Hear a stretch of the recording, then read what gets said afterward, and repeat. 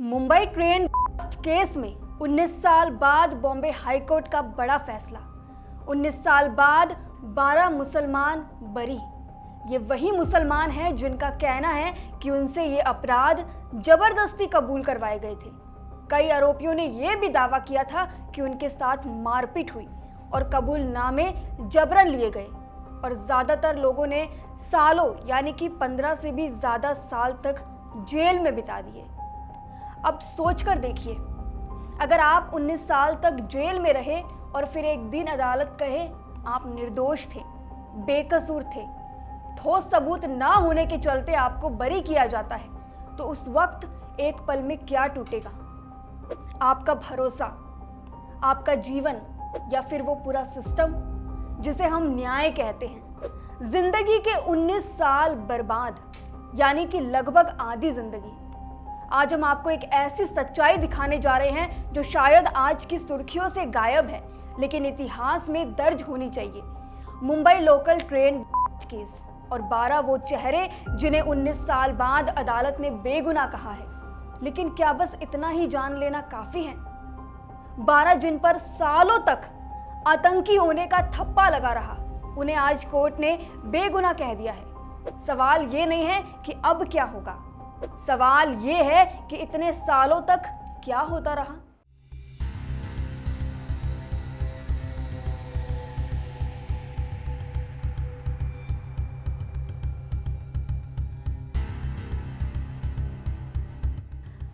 जुलाई 2006, सपनों के शहर मुंबई जो कभी नहीं सोती, वहां की शाम 11 मिनट में 7 धमाकों से थर्रा उठी।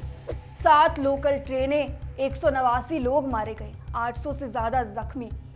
शहर थमा, जांच एजेंसियां एक्टिव हुई, 13 लोगों को गिरफ्तार किया गया। कहा गया कि यह साजिश थी, सीमा पार से रची गई थी और इनमें शामिल थे स्लीपर सेल के सदस्य। मीडिया ट्रायल शुरू हो चुका था, हेडलाइंस चीख रही थी, देश के गद्दार पकड़े गए। इनमें से 12 पर यूएपीए और टीएडीए जैसी सख्त धाराएं लागू हुई और एक को बरी किया गया था। 2007 में ट्रायल शुरू हुआ और फिर इंतजार और सिर्फ इंतजार। 2015 में निचली अदालत ने 12 में से 5 को फांसी की और 7 को उम्र कैद की सजा सुना दी।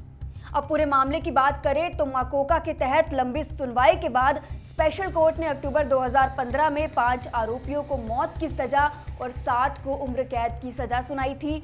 इनमें कमल अंसारी, मोहम्मद फैजल उताउर रहमान शेख, एहतेशाम कुतुबुद्दीन सिद्दीकी, नवीद हुसैन खान और आसिफ खान शामिल थे। सभी को बम लगाने का दोषी ठहराया गया था। कमाल अंसारी की 2021 में जेल में बंद रहने के दौरान कोविड की वजह से मौत हो गई थी। जिन आरोपियों को उम्र कैद की सजा सुनाई गई थी उनमें थे तनवीर अहमद अंसारी, मोहम्मद मजीद शफी, शेख मोहम्मद अली आलम, मोहम्मद साजिद मरगूब अंसारी, मुजम्मिल अताउर रहमान शेख, सुहेल महमूद शेख और जमीर अहमद लतीफुर रहमान शेख। इन सब का नाम शामिल था। मगर हाईकोर्ट ने अब कहा है कि सबूत नाकाफी है, जांच में खामियां थी और ये लोग बेगुनाह हैं। जी हां, बेगुनाह। 2006 के मुंबई ट्रेन ब्लास्ट के करीब 19 साल के बाद बॉम्बे हाईकोर्ट ने आज निचली अदालत द्वारा दोषी ठहराए गए सभी 12 लोगों को बरी कर दिया है। बॉम्बे हाईकोर्ट ने ये साफ कहा है कि गवाही, जांच और सबूत पर्याप्त नहीं थे। आरोपियों ने यह साबित करने में सफलता प्राप्त की है कि उनसे जबरदस्ती कबूलनामे लिए गए थे। न्यायाधीशों ने कहा कि उन्होंने अपने कर्तव्य का पालन किया है जो उनकी जिम्मेदारी थी। दूसरी ओर वीडियो कॉन्फ्रेंसिंग के जरिए से जुड़े दोषी जो अब निर्दोष साबित हो गए हैं, अमरावती, नासिक, नागपुर और पुणे की जेलों से रोते हुए नजर आए। किसी ने भी इस फैसले पर खुशी का इजहार नहीं किया। चेहरे पर खुशी नहीं थी, सुकून नहीं था कि अब उन्हें बरी कर दिया गया है, बल्कि सभी की आंखों में आंसू थे, क्योंकि 19 साल बाद मिला इंसाफ किसको खुशी देगा। वरिष्ठ अधिवक्ता युग मोहित चौधरी, जो इस मामले में आरोपियों का प्रतिनिधित्व कर रहे थे, जो उनके वकील थे, उन्होंने ये कहा कि ये फैसला उन सभी के लिए आशा की एक नई किरण है जो सालों से न्याय की प्रतीक्षा कर रहे हैं। सरकारी वकील राजा ठकारे ने भी इस फैसले को मार्गदर्शक करार दिया है। लेकिन इस फैसले में एक ऐसा पहलू है दोस्तों जो शायद आपने अब तक नहीं सुना होगा। इन 12 में से ज्यादातर लोग 15 साल से भी ज्यादा वक्त तक जेल में रहे। कुछ ने अपनी नौकरी खो दी, परिवार बिखर गए, लेकिन ना तो किसी न्यूज़ चैनल ने उनकी कहानी दिखाई, ना ही किसी नेता ने उनसे मिलने की जहमत उठाई। इस फैसले के बाद कुछ सवाल हैं जो जोर जोर से चीख रहे हैं, जिन पर शायद कोई डिबेट शो भी नहीं होगा। इनमें से कुछ लोग छोटा मोटा काम करते थे, कोई पढ़ाई कर रहा था, कोई अपने परिवार का अकेला सहारा था। उनके माता पिता चल बसे बिना ये जाने कि उनका बेटा निर्दोष था।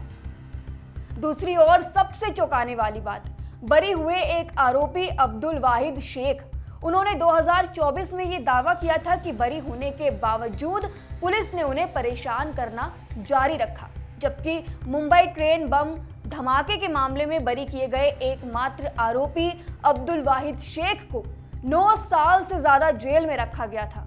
लेकिन फिर विशेष मकोगा अदालत के न्यायाधीश YD शिंदे ने शेख को रिहा करते हुए ये कहा कि आरोपी संख्या 8 शेख पर लगे आरोपों में से उसे किसी का भी दोषी नहीं पाया जाता है। अब दोस्तों सवाल ये उठता है, क्या हमारी जांच एजेंसियां इतने बड़े मामलों में ठोस सबूत जुटाने में बार बार क्यों नाकाम हो रही हैं? क्या ये सिस्टम की कमी है या फिर इसके पीछे कोई गहरी साजिश है?